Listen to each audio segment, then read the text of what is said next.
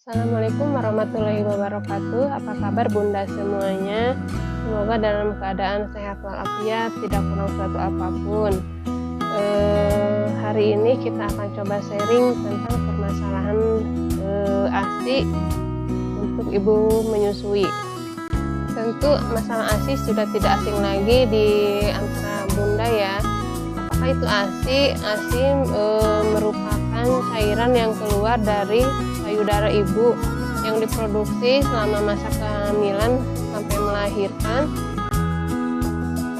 Adapun pengertian dari ASI eksklusif adalah ASI yang diberikan oleh ibu kepada bayinya sampai dengan usia 6 bulan tanpa tambahan apapun, baik berupa air putih, vitamin, ataupun makanan tambahan lainnya.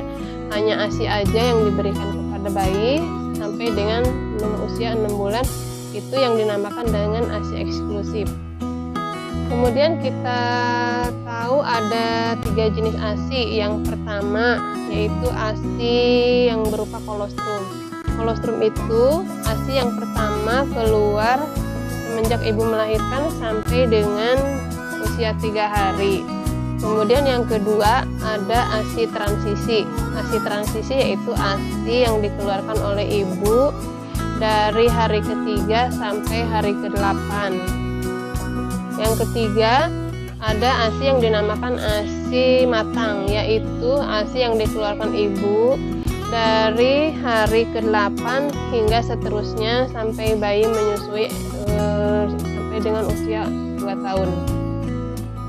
Apa sajakah yang terkandung di dalam ASI? Yang pertama ada lemak, ada karbohidrat, ada mineral dan garam.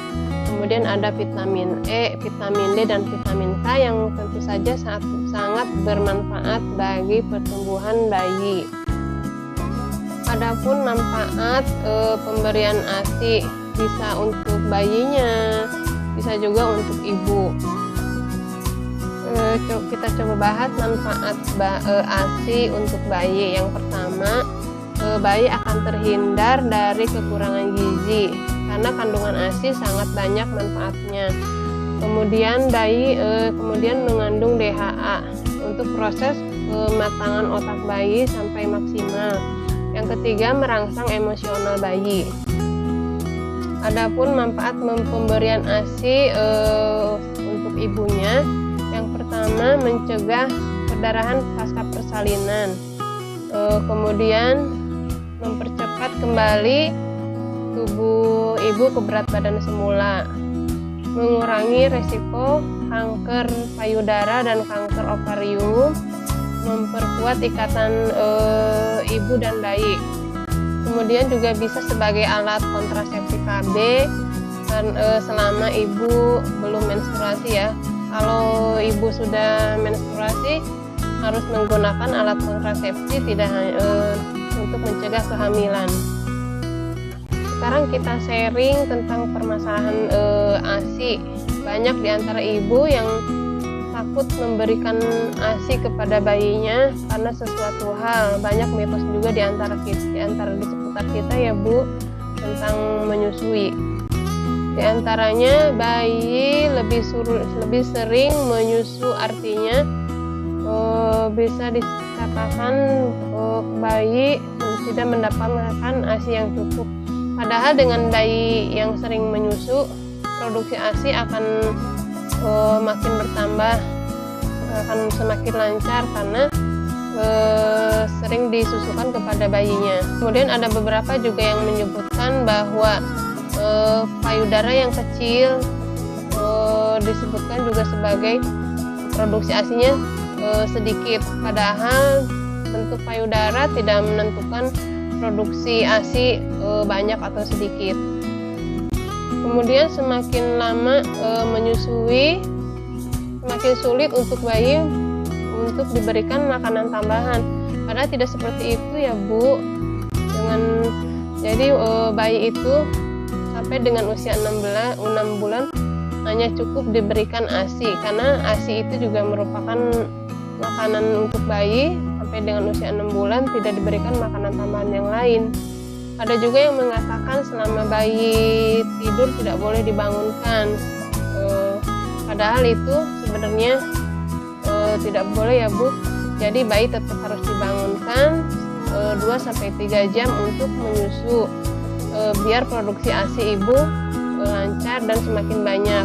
Kemudian ada yang menyebutkan juga bahwa menyusui itu dapat mengubah bentuk payudara ibu, padahal tidak seperti itu ya Bu.